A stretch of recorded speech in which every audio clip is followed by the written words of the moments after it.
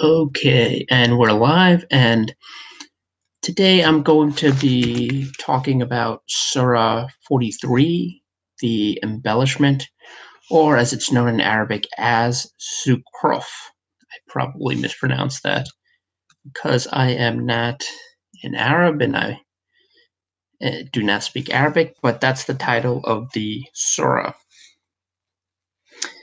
And this is one of those ironically named surahs.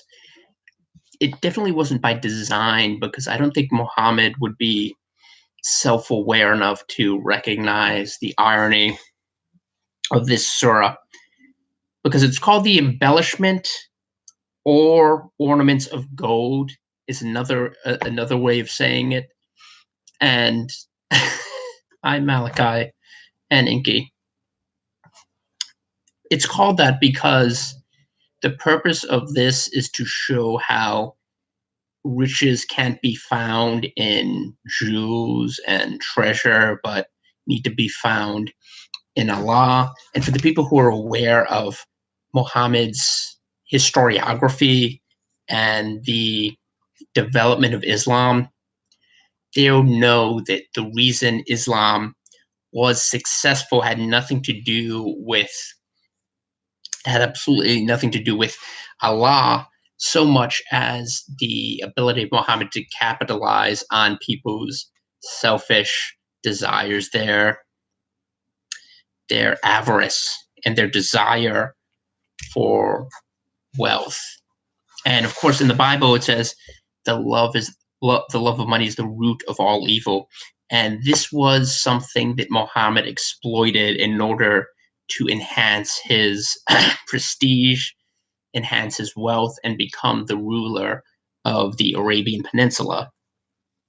So, even though ostensibly the surah is admonishing people not to be taken in by worldly desires, it's being it's being propounded by someone who was captive to his desires and whose paradise was actually a reflection of his own carnality. So when I described in the previous video Surah 8, the spoils of war, and how the very first verse of this surah, it says, they ask you about the windfalls. Say the windfalls are for Allah and the apostle.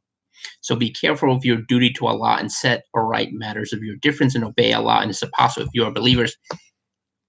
The preeminence of war booty and riches and wives.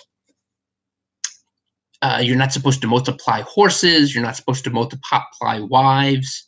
This is something that God told his people in Deuteronomy as they were wandering in the wilderness and were about to enter Canaan, the promised land. He told them not to do these things. These were all things that Muhammad did despite his self-declared prophethood.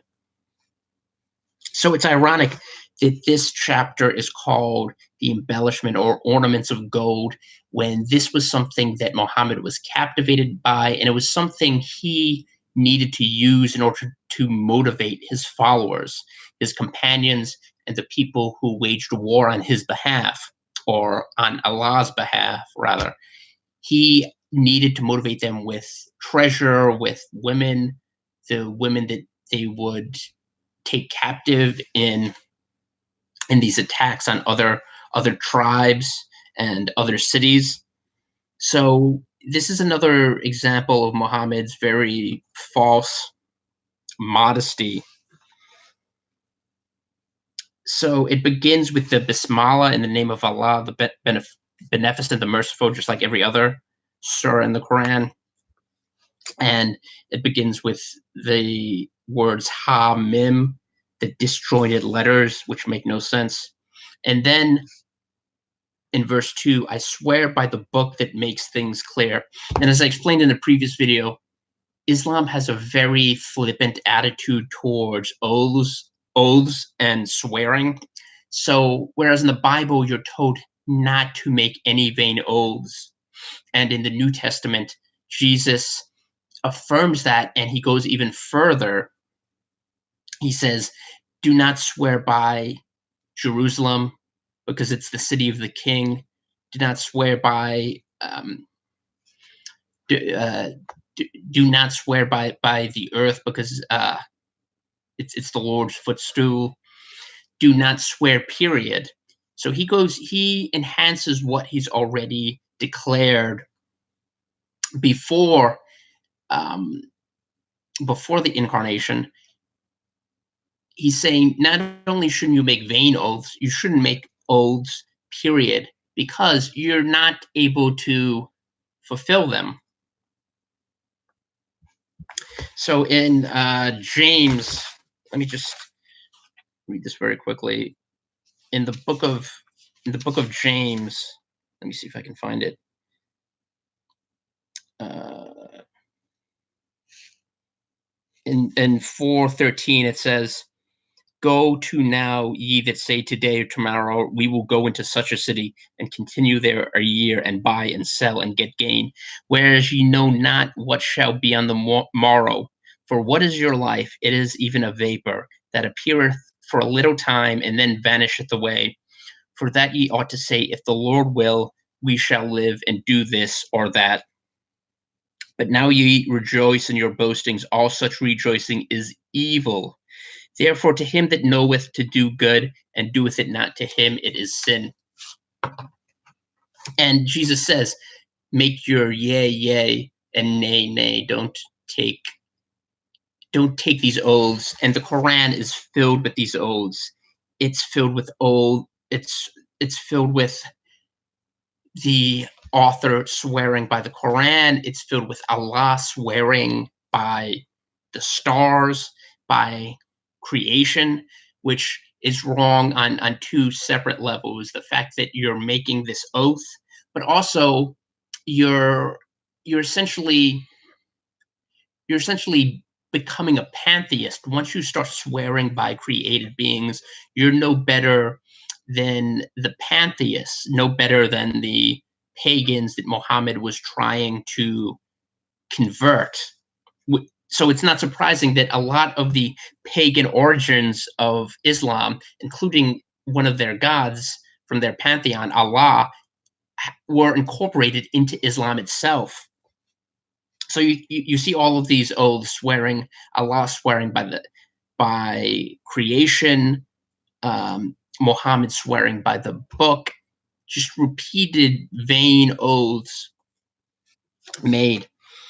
And another interesting thing about this surah is how many times Allah is referred to using a plural pronoun. So it begins in verse 3. "Surely we made it an Arabic Quran that you may understand." And I already explained the inherent fallacy in that, the fact that God is limited in the Quran by language. He can't communicate truths to people who aren't speaking Arabic, presumably the pre-classical Arabic in which the Quran was written. So if he can't do that, then he's not omnipotent. So it basically is one of these self-refuting verses in the Quran. But that's the first use of "we." And then in 4 it says, "And surely it is in the origin of the book with us, truly elevated, full of wisdom." And this is another point I'd like to emphasize, the fact that the Quran has been altered repeatedly, even going up to the 1990s, but certainly in the 20th century, um, the Hafs translation and the constant alterations. If you go back to when Uthman had all of the Qurans collected and burned them, he literally burned the Quran, not just one Quran, but all of the extant copies of the Quran. He had them burned and destroyed. So there are verses in the Quran, and this is why in the Hadith, when you see references to verses of the Quran that no longer exist, or you see one of the most famous, of course, is the pages that Aisha's goat ate, the pages on breastfeeding and women that Aisha's goat supposedly consumed, but which she probably destroyed.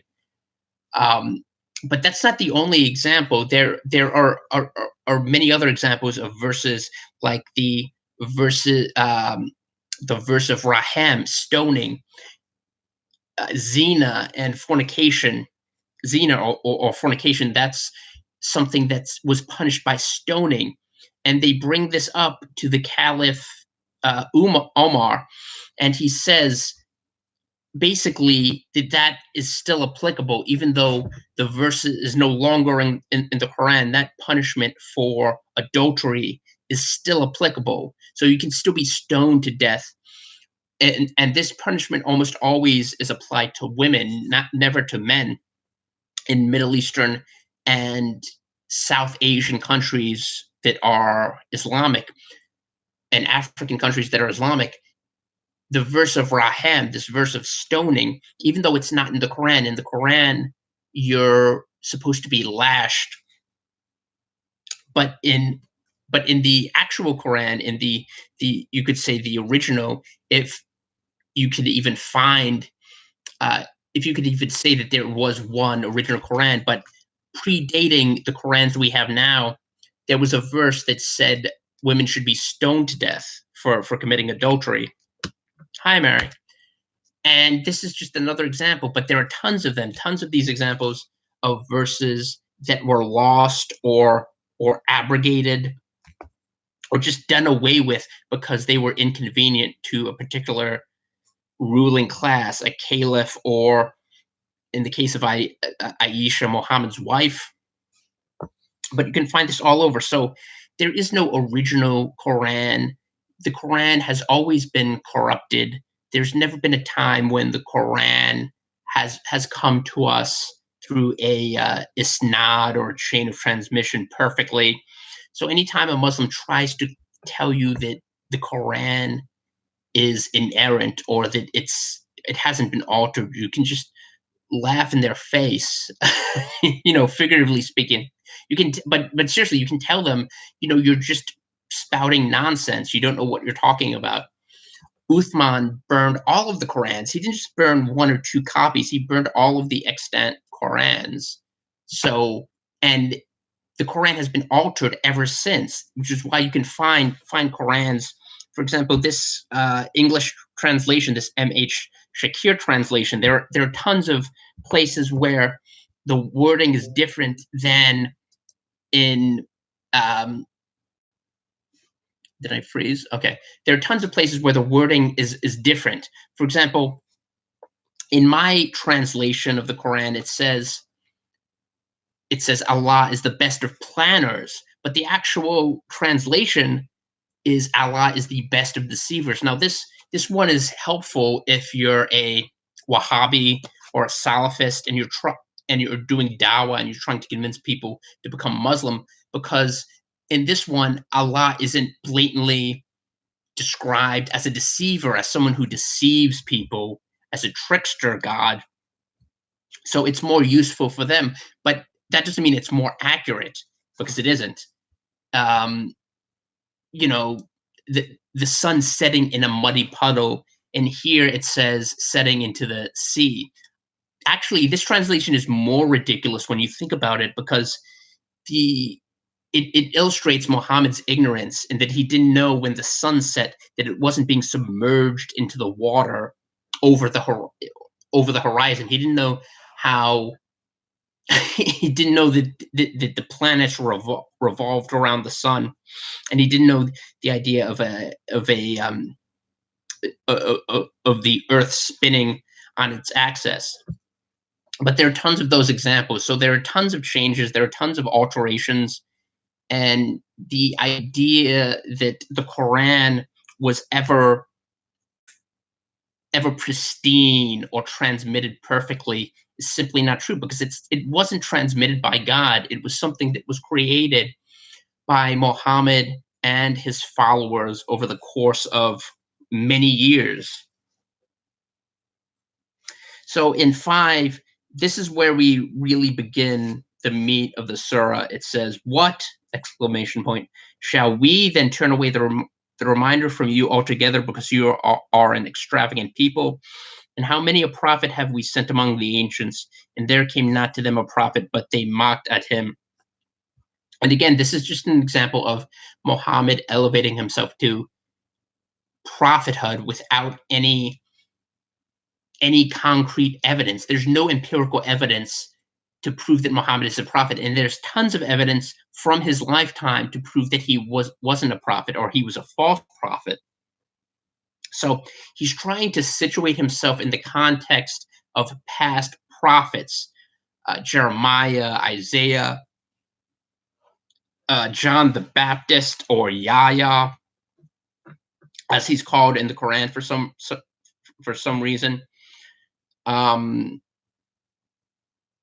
He's trying to place himself in this sort of prestigious hierarchy of prophets, because he's in Islam, the idea of a prophet is just someone who is sent by God, but not even that so much as someone who's just a significant figure. This is why you have people like Lot described as prophets, because in Muhammad's mind, being a prophet is simply being someone of significance.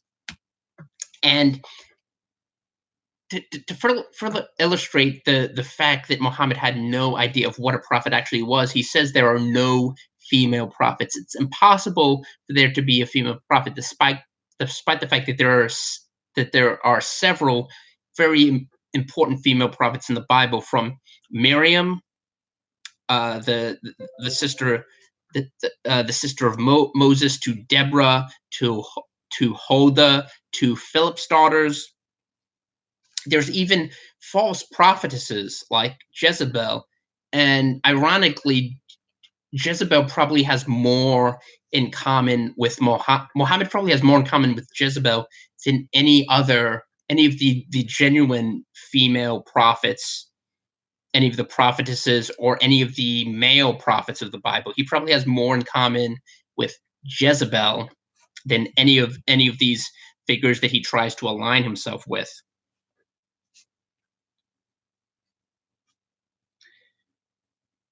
So it just continues. He describes, and he sends water down from the cloud according to a measure, and he's just describing natural processes and attributing it to Allah, again without providing any sort of evidence.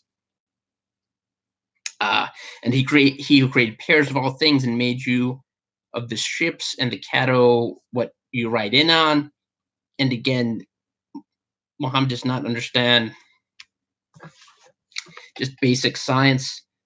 Let me see. And surely to our Lord we must retreat. And they assigned to him a part of his servants. Man, to be sure, is clearly ungrateful. What, has he taken daughters to himself of what he himself creates, and chosen you to have sons? And when one of them is given news of that of which he sets up as a likeness for the beneficent God, his face becomes black and is full of rage. What, that which is made in ornaments and which is in contentions, unable to make plain speech? And they make the angels, them who are the servants of the beneficent God, female divinities. What, did they witness their creation? Their evidence shall be written down, and they shall be questioned. And they say, if the beneficent God had pleased, we should never have worshipped them. They have no knowledge of this. They only lie. And a couple of things are going on here in this passage. The first part, he's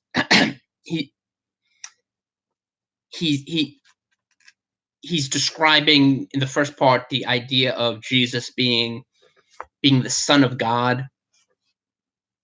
So Muhammad did not understand the virgin birth. He did not understand what exactly happened when the Word became flesh, when Jesus took on the role of being a man and walking on earth. And the point of that, to atone for mankind's sins, he didn't grasp he didn't grasp the concept or how it worked. So because he didn't understand the virgin birth, he he didn't understand the idea of God having a son. And this is particularly inimical to the relationship in Islam between God, their version of God, and and man. So there's no such thing as a parental relationship or a father son relationship in Islam. The people who are Muslims are simply slaves of Allah. And you've heard some people call them Abdus, which just means slave. They are, or there's like a variation of the word slave. So they don't understand that God is a father. They don't. So the idea that God would allow his son to be crucified is simply a foreign concept. And in fact, in the Quran, he actually explains this in more detail, the reasoning here, because fathers wouldn't allow their sons to suffer. And the fact that Jesus suffered and was crucified and his father allowed this to happen is an indication that he wasn't really God, or at least the Christian Muslims don't believe that he was crucified, but the Christian, the gospel, the way it's portrayed, is simply evidence that Jesus was not God, because a father wouldn't allow his son to suffer and to be afflicted, to be, as it says, stricken, smitten, and afflicted in Isaiah. He wouldn't allow that to happen because fathers don't punish their children. And this is such a bizarre. This is such a this is such a bizarre notion that if you have children, you don't discipline them, or you don't discipline them when they've done something wrong, or you don't chastise them when they've done something wrong. Because if you take this to its logical conclusion, that means your children can just do whatever they want, can engage in any sort of terrible things, that and you'll never reprimand them for any of that.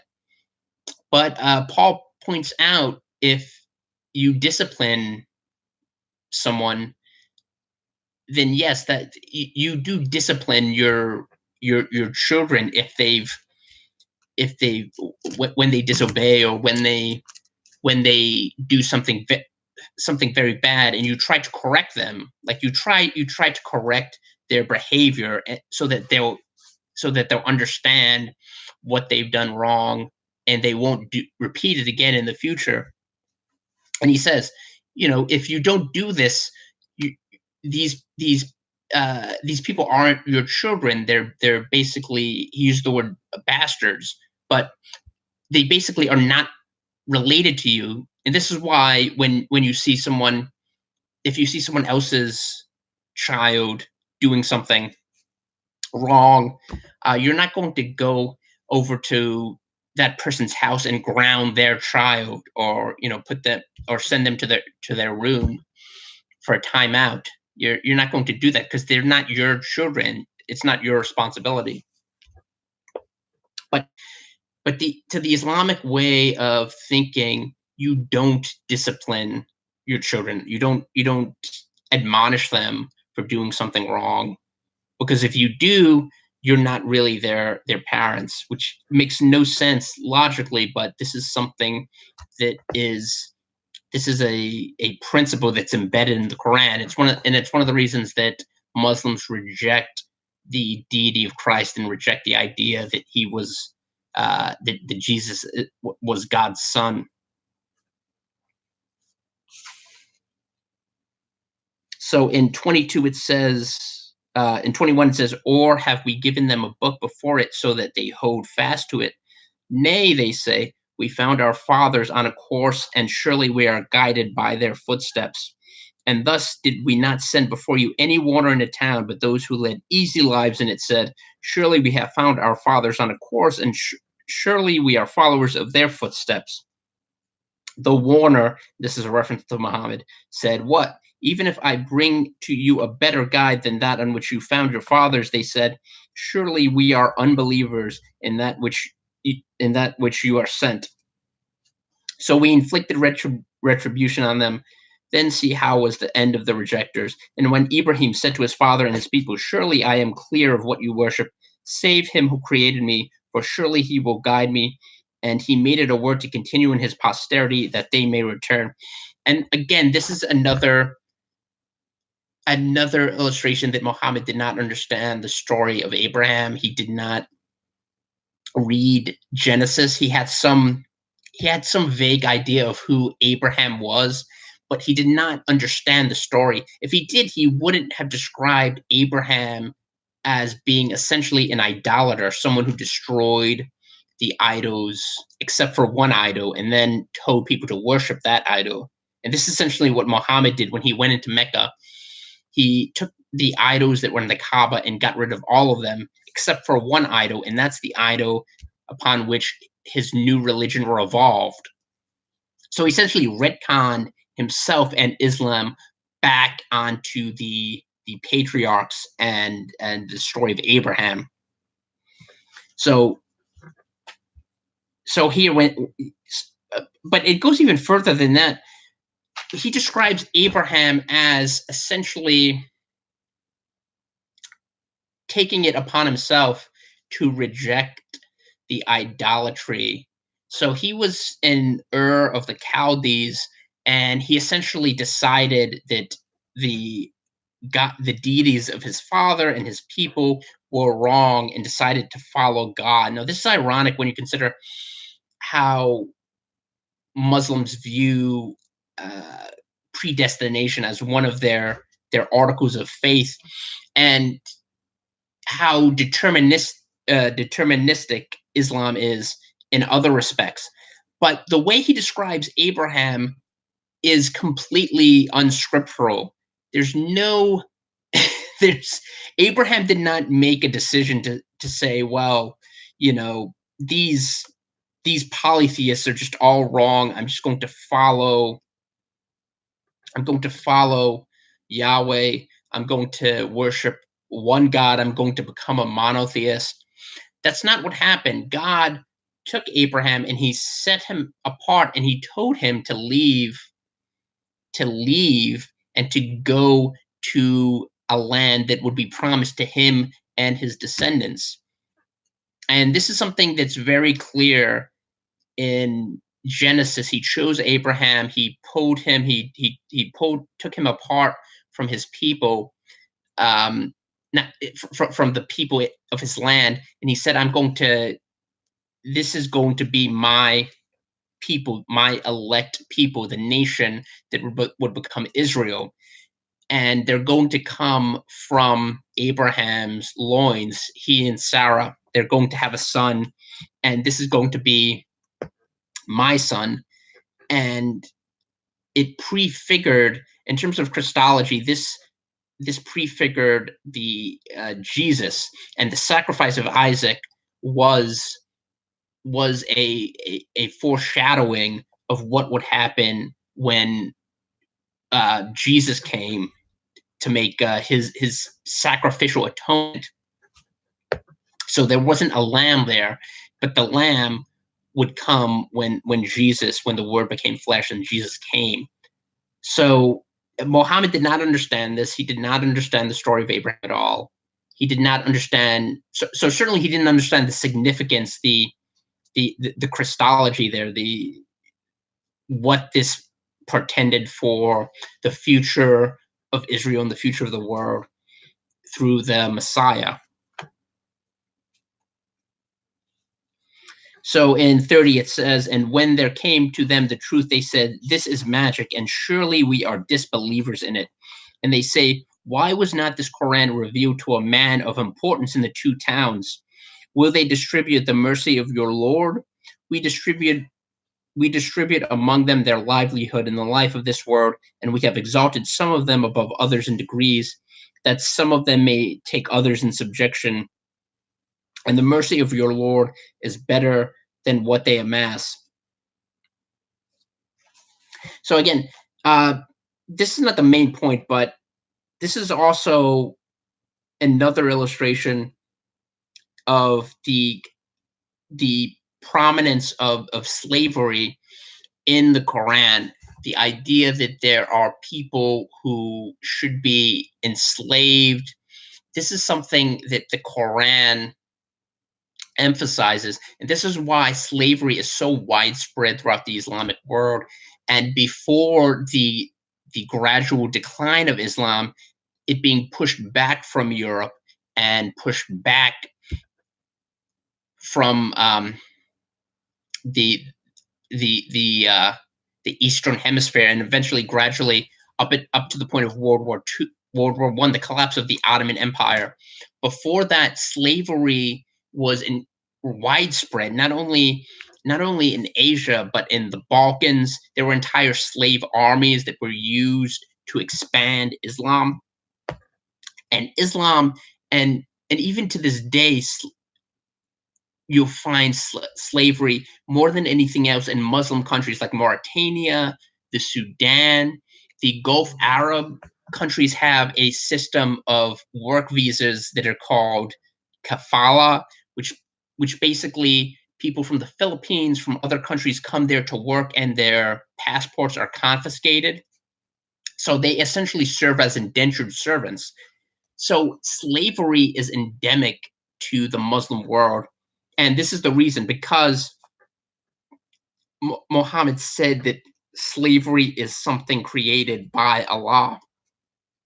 And a lot of Muslims will cite the fact that Muhammad released one slave, but they don't bring up the fact that he enslaved many, many more than that. And he had black African slaves, and this was a key feature of Muhammad's life, his dependence, and the dependence of the early Islamic Empire, the Caliphate, upon slaves. Without slaves, they could not have succeeded. Certainly not in warfare, but also their economies were structured around slavery to a greater degree than almost any other empire. Even the Roman Empire, and Rome and Rome had tons of slaves. They even had these giant salt mines called latifundia, which were probably the most brutal forms of slavery, in addition to house slaves, many of them Greek, who would tutor Roman children. This is an aside, but we had a textbook in Latin in my high school Latin class called Ecce Romani, Look, the Romans. And one of the chief characters was a Greek slave who tutored these two very bratty Roman children, or discipuli. that was one of the main plot points of the textbook teaching Latin. So slavery, that's an aside, but that's an important point to make. The fact that slavery is endemic in Islam, and the reason is because it's explicitly endorsed in the Quran. And it says, "And were it not that all people had been a single nation, we would certainly have assigned to those who disbelieve in the beneficent God to make of silver the roofs of their houses, and the stairs by which they ascend, and the doors of their houses, and the couches on which they recline, and other embellishments of gold. And all this is not but provision of this world's life, and the hereafter is with your Lord only for those who guard against evil. And whoever turns himself away from the remembrance of the beneficent God, we appoint for him a shaitan, so he becomes his associate." So this is very important. Again, the idea that Islam is concerned with spiritual matters and not carnal matters is simply false. It's belied by almost everything else in the Quran, particularly the promise of paradise, which is a incredibly carnal paradise, which is a reflection of the ambitions of Muhammad himself. It's essentially a heaven without a God. So you have all of these things that people, specifically men, can delight in, but there's no God. He's completely absent. So, I mean, there's that point. This entire surah is it is hilarious in in the sense that he's trying to convince you that Islam is concerned with spiritual matters when it's the complete opposite. But also here, where it says, um, and I'm going to read this again, and whoever turns himself away from the remembrance of the beneficent God, we appoint for him a shaitan, so he becomes his associate. I don't think enough people focus on this passage, what it means. He's essentially saying that God creates evil. Not only does he create evil, but he turns people into he like appoints a guardian demon so that they become more and more evil. It's not simply people rejecting Allah and being falling further and further into temptation, but it's Allah purposely creating something that will make people do evil things and become more and more immersed in evil. I don't think people appreciate the significance of this. He's essentially saying God is responsible for evil. Now, the problem of evil is an old philosophical problem. You know, if we have like it says in all of these before all of these surahs, a beneficent. If we have a beneficent God, if we have a God that is perfect, then why does evil exist? And there are a number of theologians and philosophers who've addressed this problem. C.S. Lewis, I think, wrote an entire book devoted to this subject. Now, uh, the main one of the main responses is that God did not design evil. He did not design the world to be evil or man to be sinful. This is something that this is a post fall world that we're operating under. This is not something that God wanted wanted to be, and in large measure, it's something that we've done in spite of God's wishes. But here in the Quran, it says God, not in so many words, but it very strongly implies that God is responsible for evil. Not only responsible for evil, but he's responsible for people going further and further into the depths of depravity and temptation. Now, remember in the Bible it says, don't say that God tempted you. That don't say that God is responsible for your wrongdoing and you pursuing. This is something that you have the free will to do and to pursue. And in fact, um, uh, that you're going to do absent the intervention of Christ. So that's something that I think uh, should be highlighted. This idea in verse 33. Um, Not verse 36 rather. We appoint for him a shaitan, so he becomes his associate. We appoint for him a shaitan, a devil or Satan, to become his associate. So it's not even a person uh, rejecting God and falling further and further into sin. Allah, in this, in uh, as it as it's expressed in this verse, he's actually pushing people and pushing them further and further into sin.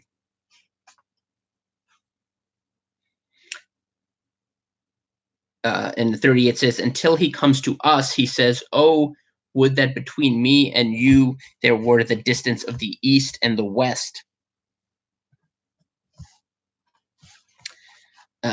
So evil is the associate. And since you were unjust, it will not profit you in you this day that you are sharers in the chastisement. What can you then make the deaf to hear or guide the blind, and who is in clear error? And this is another key point, the fact that Allah himself, much less Muhammad, can't cause blind people to see or deaf people to hear.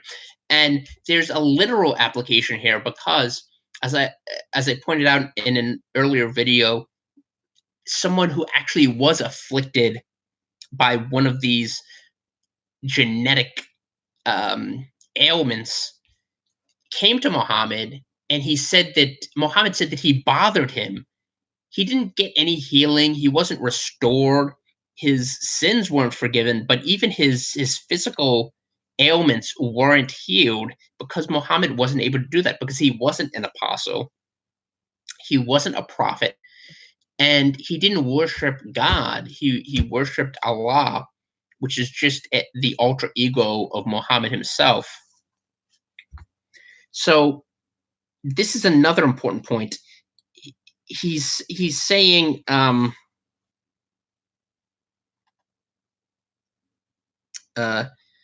he's essentially saying that you can't change anyone. Like, anyone who their fate is kind of set in stone. So the spiritual application of this would be that unless you're already a Muslim, you're not going to be persuaded to accept Allah, which is not scriptural. There's no biblical basis for that. So, for example, in Acts 9, when Saul on the road to Damascus has an encounter with the risen Christ, and completely abandons everything that he's believed up to that point. He'd been this zealous Pharisee, persecuting followers of Christ, throwing them in prison, and even going abroad, going into other nations to take them captive and throw them in prison. And he held the cloaks of those who stoned Stephen to death. So he was completely changed in that moment, and became an apostle of Christ at that moment. But according to Islam, that's impossible. There's no way that you can alter even God can't alter someone's path. He can't change their mind. That person can't repent. And this is so completely unbiblical when you stop and think about it. Okay, so that's the first half of Surah 43. I'm going to read the second half in my next video, and then move on to Surah 44. And I made a mistake in the last video. This actually, Surah 44, this is the last, what I would consider, lengthy surah. After this, all of them are either 3 pages or shorter, and they gradually decrease in length. But this is the last pretty lengthy one, but I'll start on that after we finish Surah 43. So thanks for everyone who joined, all of the mods, Inky, Mary, Love and Light, thank you, Enoch, and GW, and I will see you next time.